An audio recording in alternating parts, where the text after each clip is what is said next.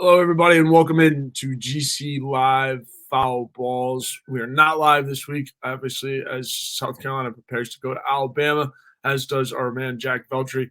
So tried to get a player this week, Jack, to no avail. The guys are, packing up, headed over to Bama, Tuscaloosa, to be exact, this weekend, a little early. So we should have a couple players on coming up next week. But overall, really good weekend out of South Carolina baseball, sweeping the number 3 team in the country. You were there, Jack, as was I, for 2 games of the doubleheader.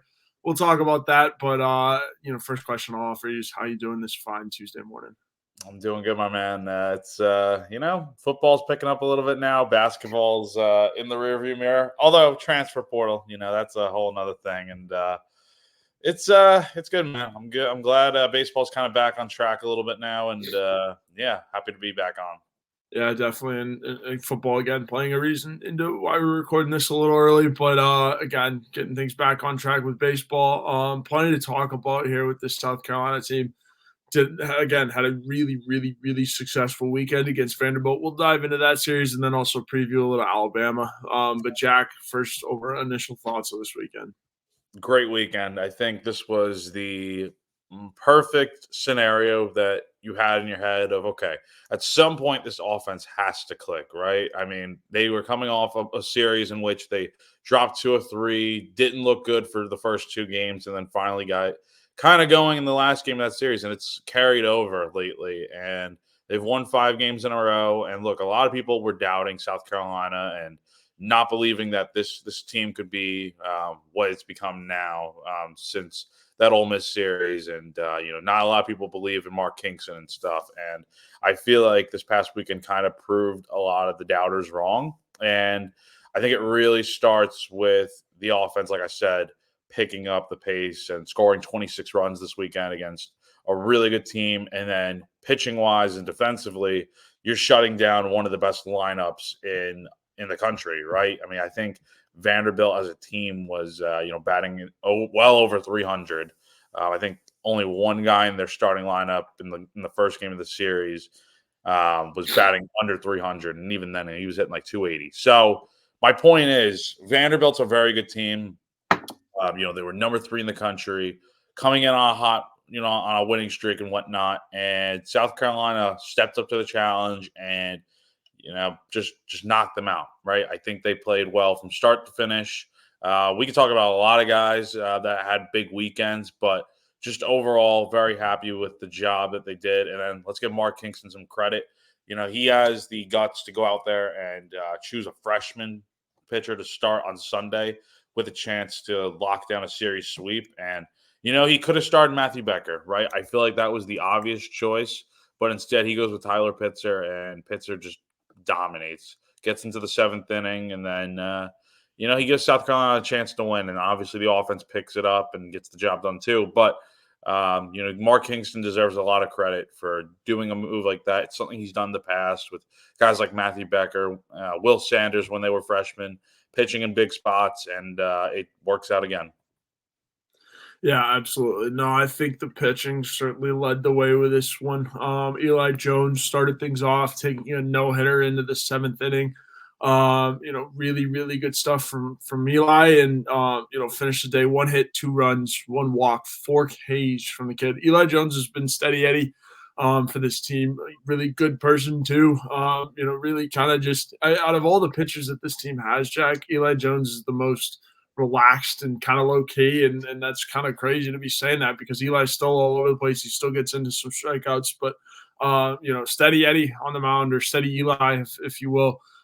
He's been great. Was great on Saturday in game 1 of the doubleheader. And then Veach came in, looked great again, let in a couple runs and then the bomb later, but for the most part, Veach was good. And then Garrett Gainey, you needed him for that last out. And while we were sitting there in the ballpark, we thought Garrett Gainey was probably going to be, done for the day, or if they were going to use him again. I guess you can throw him twice out of the bullpen in the same day because he only threw the 1 out, right? But it was like, all right, Garrett Gainey's going to be the closer from here forward, and obviously turnaround game 2, he goes 2 1/3 innings, 4 strikeouts, no walks, no earned runs, no hit. Or he might have had a couple hits, maybe. Can't remember off the top of my head, but Garrett Gady was electric too. Out of the bullpen was a big part in why they were able to take 2 games there on Saturday. Yeah, like you said, start with Eli Jones, man. He was unbelievable, unreal. Did a very good job of locating the zone, and the big thing I noticed in the early going was that he wasn't giving up walks or anything, and obviously he had a perfect game bid going, so no runners on base at all, and his defense was very sharp behind him. I will say that the defense was very good this weekend. There was a double play in the second game of the doubleheader in like the fifth inning. Think trying to remember the situation. I think Vanderbilt had runners on the corners. It was like one out. They were up maybe like 3-1, and then Will Tippett turns the double play. It's a great double play, and then South Carolina goes on, takes the lead the rest of the game, and it was a momentum changer. And the defense was very good, and then obviously, like you said, Garrett Gainey, he continues to be nails on the mound. I think his celebrations just continue to get better and better and stuff. He's got a lot of energy, and I think Chris Veach could pitch a little better. I thought he was fine for what it's worth. It didn't really impact the game at all with his home run he gave up and all that, but it happens. He's not always going to be perfect, and it's a good thing you got a guy like Gainey that can come in and shut it down. But I thought everyone pitched pretty well this weekend. I think South Carolina is in a good position here moving forward. Yeah, well, and Jack, I mean, we are going to have to talk about the SQ, or I'm sorry, not Yeah. SQ, but the Becker and Pitzer thing on Sunday. But for Saturday, just kind of wrapping up these Saturday games here, offensively, 2 home runs from Ethan Petry in that second game, 3 for 3, 2 runs, 3 RBIs, and a walk. That's ridiculous. I mean, in the first game when you didn't hit a home run, it was like, where's this offense going to be? They got swing for power because a lot of their runs came from that air in deep center field. But I mean, finally tuned up the power knobs a little bit in that second game, and we're able to put some balls over the fence. Yeah, and can we just talk about Vanderbilt not playing very well defensively this Well, weekend? yeah, that was another thing. Like, right, Yeah. how many errors did they? I mean, they had 7 I don't- errors It on was insane. Sunday, I believe. It was insane. Like they had so many situations where I can just think off the top of my head. There was a drop fly ball in left field on Sunday. There was the Ethan Petry long fly out to left center that was dropped with the bases loaded. There were, there was there were 2 fielding errors back to back in the infield, and I think it was game 1. South Carolina did a very good job of taking advantage of all these mistakes and scoring runs. And they did a very good job with hitting with 2 outs, I must say as well. Specifically in game 1, I believe, where they had 7 runs, in 2-out situations. So my point is, I mean, look, you're going to get a little lucky in baseball sometimes, and it's not always going to be homer happy Gamecocks. Sometimes you're going to have to win games where you take advantage of another team's mistakes. And in this case, I think South Carolina did a very good job with that. Now, with Ethan Petry, he had a very good weekend. But another guy I think that had a solid weekend was Cole Messina. And, hearing Mark Kingston talk about those 2 specifically, I think from my perspective, and I think, Joe, you can kind of agree with this, the offense really goes as far as these 2 do. I think when your 2 All-American hitters in the lineup are on their A game and swinging well, it has a dramatic effect on how everyone else plays. I think it just kind of sets the tone for the entire lineup, in my opinion. Yeah, I mean, most certainly when the Moose and Ethan Petry are both cooking, I think that's, a recipe for success for South Carolina. I think Gavin Costa started to come around a little bit or the tail end of last weekend on Sunday, had a great day, homered against his former team, finally got his revenge, right? I'm sure he'd been waiting on that one for a little bit. And then, by the way, I mean, he didn't get to play Vandy at South Carolina. So this is the first time, and Parker Nolan, two Vandy guys in the lineup that both, started to find success as the weekend went along. Really good stuff from Casas. And again, I like where they're at, where they can, hit either Casas or Causey, depending on the matchup for the pitcher wise, lefty or righty. And then you have a similar situation. With Petry being as banged up as he is with his knee, they DH'd him this weekend. And so then you had Kennedy Jones and Blake Jackson out in the 2 corners of the outfield, right? Which I think also was beneficial, especially when Petry's dealing with that knee and can't really mosey around as much. Not to slight on Petri's glove, but I think when you have Jones and Jackson out there, it allows for some things defensively that you can't do. And then Petri also gets a break way out there in the outfield. Yeah, and with Petri, I mean, I know he's a little banged up right now, but even Kingston was saying, at some point, I think, he's going to have him return to the outfield. Obviously, if Ethan Petri goes down long term, that's the worst thing that could happen, right? And I think you want to avoid that. And keeping him at the DH spot, it doesn't take him out of the game entirely. His offense provides a lot of thunder in the lineup. And his glove is very good, in my opinion. But I think you're fine with guys like Kennedy Jones and Blake Jackson kind of manning it down the corner outfield spots. And then Dylan Brewer I think Dylan Brewer had an underrated good weekend. He took advantage of some of the mistakes that Vanderbilt made in the field. And, he had been struggling a little bit lately, despite still hitting about 340 on the year.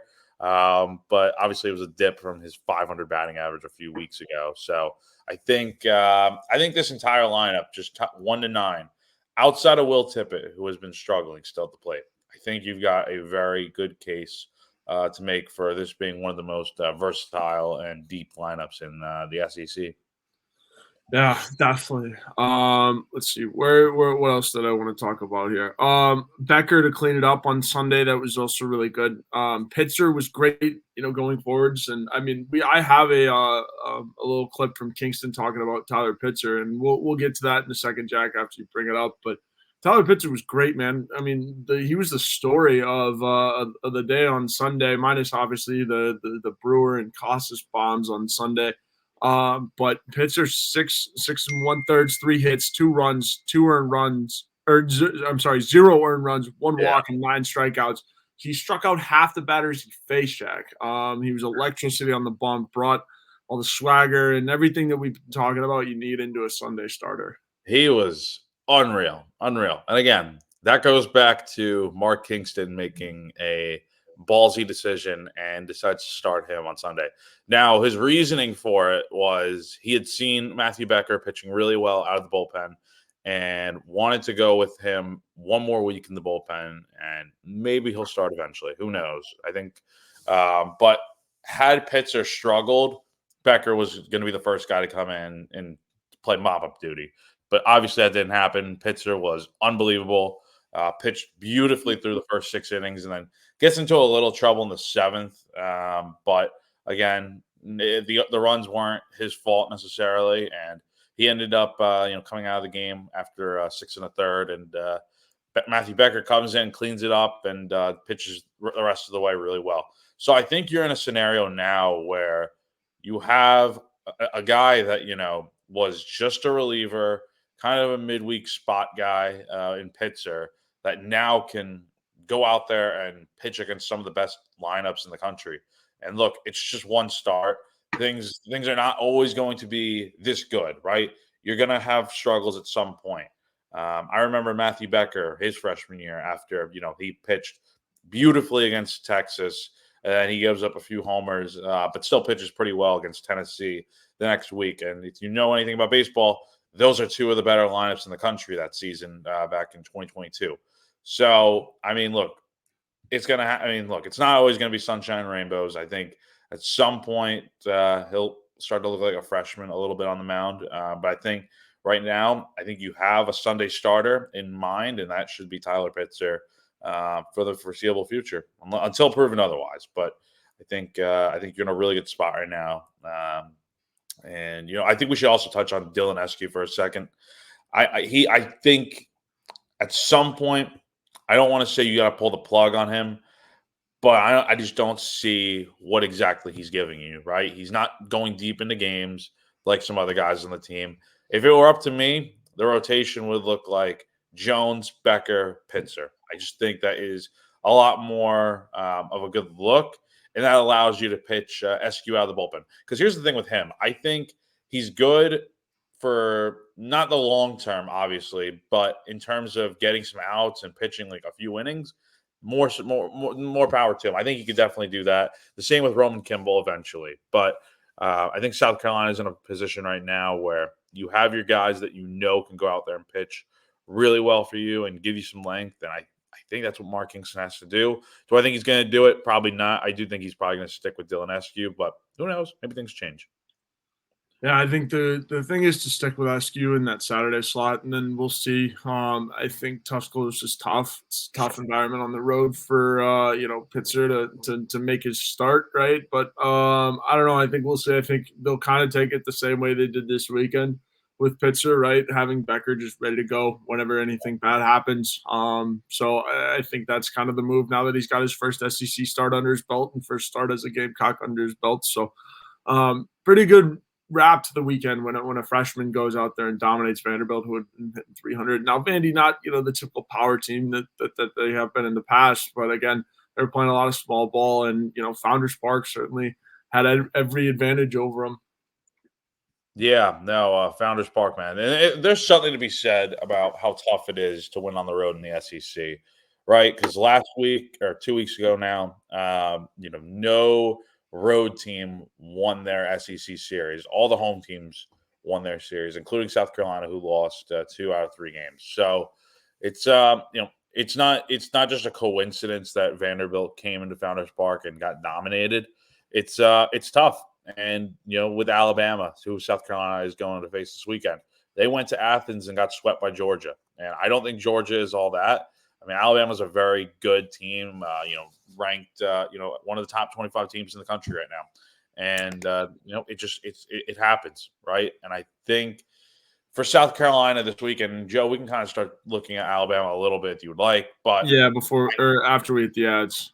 Yeah, I think with this weekend, ideally, I think as long as you're winning your home series and you're not getting swept in your road series, as long as you can make it competitive and try to take 2 out of 3 on the road, I think you're in a very good spot. For South Carolina, I think they can definitely do it. It just comes down to the offense. Is the offense going to be the same on the road? Who knows? Alabama's a good team, and we'll get to them here in a sec. But I think South Carolina right now needs to just bear down and continue to do what they've been doing and keep that mojo going, because maybe they can sweep another series here. Who knows? Yeah, absolutely. And we'll see. And Jack, before we get to our Alabama preview, I do want to talk to you guys about our good friends over at Liberty Tax.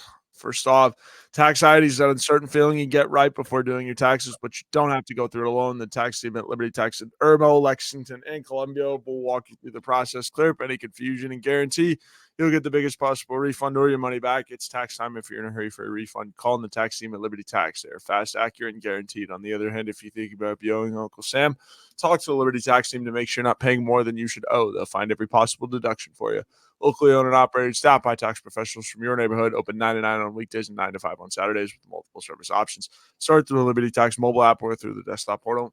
Make an appointment or just walk in, give a call to upload your tax documents, and when you come in, your return will be ready to review and sign. Give them a call on your screen right now. And for those listening, 803-462-5576. Once again, 803-462-5576. Jack, you want to tell our good friends about our guy Clint Hammond? Yeah, just give me 1 second here. Sorry, I was not ready for that, Joe. Let me just pull it up. Sorry. I hate to make you edit this out. Let's see. When did you text it to me? Let's see. Sorry, hold on. All right. With Clint Hammond. In need of help with your mortgage, call our good friend Clint Hammond at the Movement Mortgage Network. He's been in the mortgage industry since 2003, which allows him to help everyone from the first-time home buyer to the complicated and complex jumbo buyer. Whether you're looking to purchase a new home or refinance, nothing is more important than a well-thought-out financial strategy that comes with 5-star customer service. He's even helped out our very own Wes Mitchell and former Gamecock quarterback Perry Orth with their mortgages. So give our guy Clint a call on the number above, 803-771-6933. Again, that's 803-771-6933 for our guy Clint Hammond above. Yeah, that's our guy, Clint Hammond. Again, he's above us on all of our Gamecock Central Live programming. Give him a call for all of your mortgage needs. He's helped out some pretty cool people across Columbia.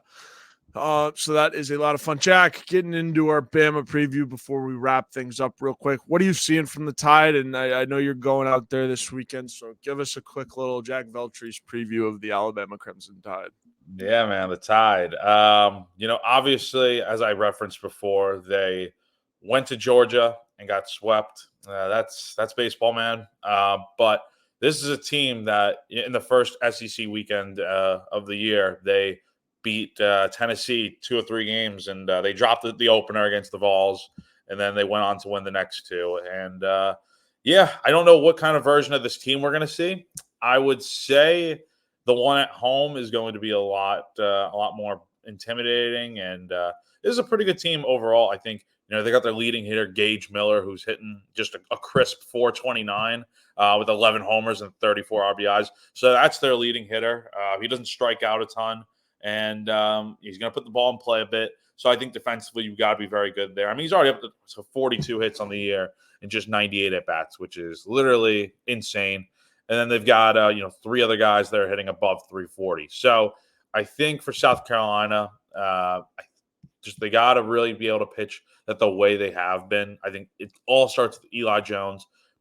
Continue to pitch the way he has, and it's not always going to be a perfect game bid every start. But if you can get 6 innings out of him at the minimum, and of maybe like 2 or 3 run ball, I think that gives you enough of a chance to win, right? And then you got to get a better outing from Dylan Eskew. You have to. He cannot go 3 innings again and just, that will go one time through the order. If that's the case, he needs to be pitching out of the bullpen, in my opinion. There are other guys on this team that will probably pitch better than him in a starting spot, like Matthew Becker, for instance. But yeah, I mean, it's going to be tough. I think Alabama is, very.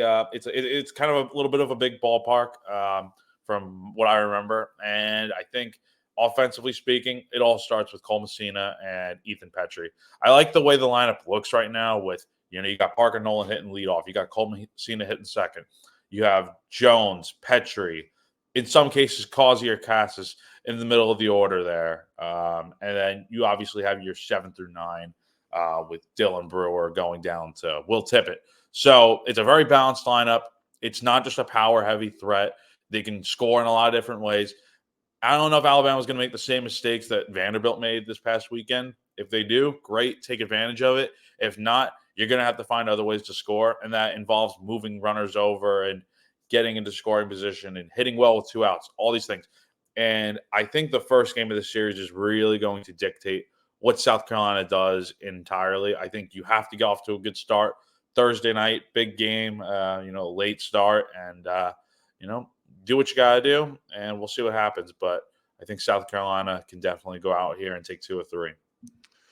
Yeah, most definitely. I think, your work is left ahead. You got to take a series on the road if you want to find success in this league. You can't be trading blows with home and away teams all week or all season. You're not going to have success doing that. So I know South Carolina certainly wants to get out there and get things moving. You need the offense to get on track early, and I think the pitching will be just fine because of that. I think when the offense is flowing, the pitching is less uptight. They're having fun. So that's exactly what I need. That's all I need to see from Gamecock Baseball this weekend. They proved that they can bring everyone that they leave on base home this weekend. So need to bring that home cooking to Tuscaloosa, man. I don't know. Bring the chefs, bring the cooking staff or something. I don't know what they've been feeding them at Founders Park, but man, oh man, Yeah, like make man. sure those guys get on the road with them because you need to bring that same energy offensively, as silly as that was. But, same energy offensively and then pitching wise, same swagger, right? These guys have, a lot of swagger and energy and, as they should. They're one of the best pitching staffs in the country. So need to bring that out against the Tide this weekend. And, we'll see. Hopefully we're sitting in these chairs next week talking about another sweep under their belts. But Jack, anything else before we wrap things up? Nah, man, I think we're good. Again, I'll be in Tuscaloosa this weekend for all 3 games, and be sure to stay tuned, locked into GamecockCentral.com for live updates on the Insiders Forum and game stories. And I'll even be tweeting out Jack T. Veltri on Twitter, some live updates on there. So, going to be a very busy weekend with baseball, but looking forward to it as always. And yeah. SEC baseball, man, it's a grind. Winning on the road is tough in the SEC if that hasn't been proven already. And if South Carolina really is back, back to business. They got to go in here and win at least 2 or 3, in my opinion. Yeah, absolutely. We appreciate you guys tuning in. We will see you guys next week.